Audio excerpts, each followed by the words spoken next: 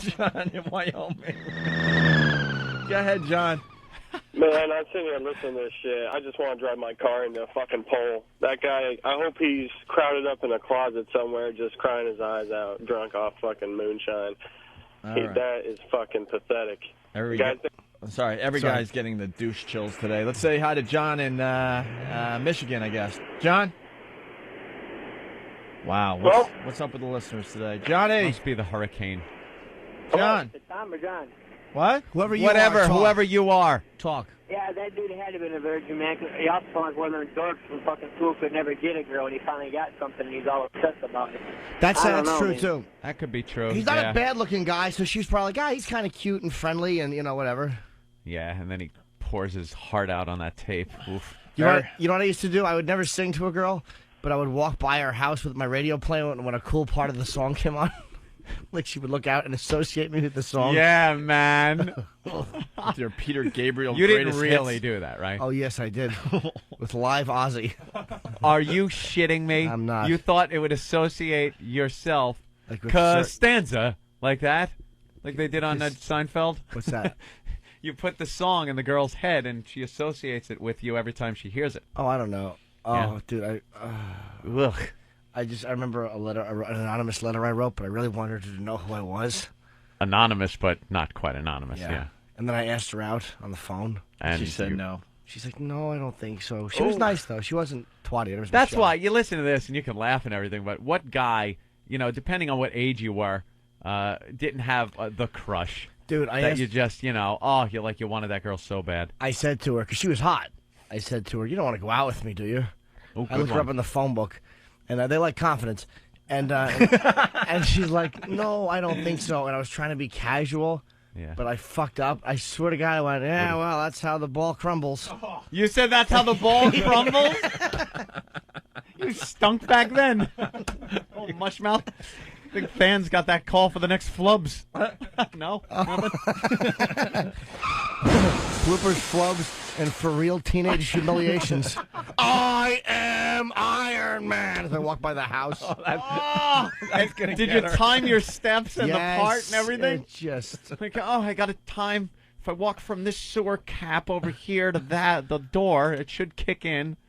Wow. Wow. I should have had a nozzle hanging off me. You had it bad then. That's pretty bad. The letter I wrote, I did something like, I'm like, if you want to know who I am, wear like such and such a shirt. It was like serial killerish in a weird way on Tuesday, like a pink shirt on Tuesday, and she did, or something I told her to signal, and of course she did. I just liked the fact that we had that little communication. Oh my God! I had no balls or anything. Growing up, I was the worst with girls when I was really young. Like I'm talking 5th grade, 6th grade. We had this thing where we had to make balls. these. You were getting laid at 13. That's when I was older. I'm talking fat chicks on a horse. I'm talking 5th grade and stuff like that. 4th grade. 13. I was still 4 to 5 years away from getting laid. We had to make these dinoramas. You ever make these in shoe boxes? You put them in a shoebox and you make these little scenes like Civil War and things like that. The Pilgrims. Was a popular one. You put a mirror in there for the lake. And then you put the little trees that you make and stuff. So we made those and other classes were invited to come in and you sat behind your diorama and they would look at it. So I had such a crush on this girl. And she was walking through, and I saw her online and everything, and I was going to try to, and I was imagining what I was going to say to her and how it was going to go the whole time she was walking toward me. So she comes up, she's right next to me, ready to look at my diorama, and she finally steps in front of me, and after all this plotting and scheming in my head, I just looked at her. She looked at me, kind of smiled. I said nothing. And she walked away, and all that what played out in my head was just nothing, and I kicked myself in the ass for years. Just a little faggot with a diorama. That was it. I was not. I should have just cut a big hole in the back and stuck my cock through it so she could look. Grab the tall Nordic character. Here it is. This is a diorama of Loch Ness. That's right. Go lick the surgeon's photograph. Cock tease. Dude, you know what I wrote in the note? And I'm like almost can't say it. No, what is it? Oh, no. I was such a notorious Ozzy It fan. is long. What did you say? The Bam Jimmy. I want to stand back to back and kiss you belly to belly. I think I wrote Dear Michelle. How do you spell that? Yeah, I wonder what his diorama was like. There's a little shoebox with a mirror in it. Well, apparently it was snowing in this town. I wrote something about I forget what it was, but I wrote I think Speak of the Devil was out, like Ozzy's album. Yeah. But I think I wrote it in like as a hint, like in Spanish or something like that, like the name of the seat. Oh no! In your anonymous letter, so she would know it was you because Yeah, everyone knew you were an yeah. Ozzy fan. But you did it in Spanish. Or something that, So she would have to do Apollo So she'd have to look it up. Diablo. Oh my! Oh, I should have gotten a restraining order. I was awful. Oh, is that horrid? I used to follow a girl home Nice. every day. Every Really? day, staying about 100 to 200 yards behind her, Yeah. and then speeding up and getting closer and closer, and then backing off because I didn't have the balls to actually confront her. Day after day, I found out that she would walk home, and it was a good mile from the. This was in high school actually. How And, long did that go on? Off and on for. Present.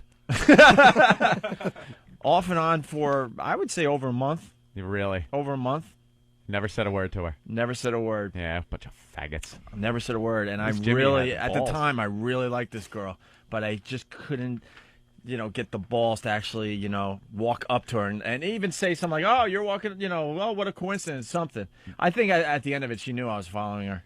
You know what the thing was? It wasn't so much that you're afraid to ask or afraid of rejection because of You had its it worked rejection. up. You had it so worked up in your mind. I would rather have this hope that it might happen someday than get rejected and know that the fantasy is just wiped Yes. out. Right. So as long as I don't ask and she doesn't say no, there's always a chance that down the line something's going to happen that will bring us together and we'll hold hands. I couldn't face at being. the assembly. You're so right, because at the time I couldn't face being rejected by her. Right.